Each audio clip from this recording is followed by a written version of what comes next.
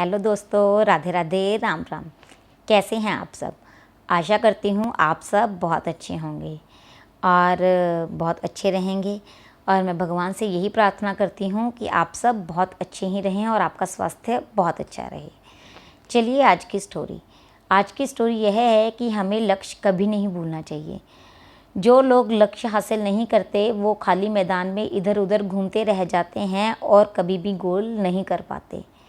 इसीलिए हमें अपने लक्ष्य को डिसाइड करना चाहिए और उसी लक्ष्य के ऊपर चलना चाहिए, उसे कभी नहीं भूलना चाहिए। चलिए पहले story then moral of the story. एक लड़का होता है मनोज और वो इंजीनियरिंग की पढ़ाई करने के लिए चंडीगढ़ चला जाता है। उसके पिता जो होते हैं वो सरकारी नौकर होते हैं, तो उसके हॉस्टल का ठीक ठाक खर्चा वो उठा लेते हैं। तो जैसे ही वो हॉस्टल में जाता है तो वो देखता है कि वहाँ पर जो उसके रूममेट्स होते हैं वो बहुत मौज मस्ती कर रहे होते हैं। रात को ऊँची ऊँची गाने लगा कर नाचते हैं, खाते पीते हैं, पैग लगाते हैं। तो शुरू में उसको ये चीज़ें बहुत अच्छी लगती हैं। ना कोई रोक टोक, ना कोई कुछ कहने वाला, ना कोई पाबंदी। जो दिल करे, जैसा दिल करे वैसा करो। वो बहुत एंजॉय करता है और 1 महीने के अंदर वो भी खाना पीना, शराब पीना, ये सब कुछ शुरू कर देता है और उसे बहुत अच्छा भी लगता है। जैसे ही उसके माता पिता उससे बात करने के लिए फ़ोन करते हैं रात को, तो वो फ़ोन कट कर देता है और कहता है अभी मैं पढ़ रहा हूँ, जबकि वो पैग लगा रहा होता था। तो क्या होता है, वो थोड़ी देर के बाद उसकी कुछ परीक्षा आती है। जैसे हम सेमेस्टर सिस्टम है आजकल, तो 6 महीने बाद उसकी परीक्षा आती है, तो उसमें नंबर बहुत कम आते हैं। जैसे ही उसके नंबर बहुत कम आते हैं तो वो थोड़ा हैरान भी होता है और उसके घर पे जब उसके घर वालों को पता चलता है तो वो उसे डांटते हैं। उसके पिता कहते हैं बेटा, हमने भी ये हॉस्टल की ज़िंदगी जी है और हमें भी पता है कि यहाँ पे क्या कुछ होता है। तुम इन मौज मस्तियों से, इन सब चीज़ों से दूर रहो और अपना पढ़ाई पर ध्यान लगाओ। अगर तुम पढ़ाई पर ध्यान लगाओगे तो तुम कुछ अच्छा कर पाओगे, वरना पूरी ज़िंदगी ऐसे ही रुलते रह जाओगे। लेकिन वो उनकी कोई बात नहीं सुनता। अपने मन को समझाता है, थोड़ी देर पढ़ता है, लेकिन उसका मन फिर बेईमान पड़ जाता है और वो फिर मौज मस्ती की तरफ भाग जाता है। तो वो ऐसे ही उसका चलता रहता है। रात को वो पैग लगाता है, खाते पीते हैं, तो बहुत लेट तक सोते थे, कभी 1 तो कभी 2, जिसकी वजह से सुबह उठना भी बड़ा मुश्किल हो जाता था। सुबह लेट उठते थे तो कॉलेज के लिए भी लेट हो जाते थे और उसे कॉलेज से भी वार्निंग मिल चुकी थी कि अगर अब वो अब से लेट आया तो उसकी अटेंडेंस कम हो जाएगी और उसे पेपरों में बैठने नहीं दिया जाएगा।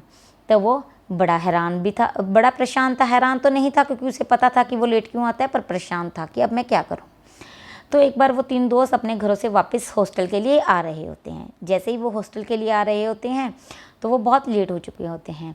वो स्टेशन पर बहुत ऑटो रिक्शा सब कुछ ढूंढते हैं, लेकिन उन्हें कोई भी कन्वीनियंस नहीं मिलती अपने हॉस्टल जाने के लिए। तो बड़ी देर के बाद ढूंढने पर एक रिक्शा वाला उन्हें मिल जाता है, जो उन्हें हॉस्टल छोड़ने के लिए तैयार हो जाता है, लेकिन वो 400 रुपये मांगता है। बहुत ज़्यादा बार्गेनिंग करने के बाद वो 250 रुपये पे आ जाता है और उसे छोड़ने के लिए तैयार हो जाता है। वो सारे बिना सोचे समझे उस रिक्शा में बैठ जाते हैं और अपने हॉस्टल के लिए जाने के लिए तैयार हो जाते हैं। जैसे ही वो रिक्शा में बैठते हैं तो वो पूछते हैं अंकल, हमेशा यहाँ पे जैसे हम दिन में आते हैं तो यहाँ पे बहुत रिक्शा वाले होते हैं, लेकिन आज यहाँ पे कोई रिक्शे वाला नहीं खड़ा, ऐसे क्यों? तो वो कहता है कि यहाँ पे सारे रिक्शे वाले रात को 10-11 बजे चले जाते हैं और सुबह 6 बजे तक आते हैं।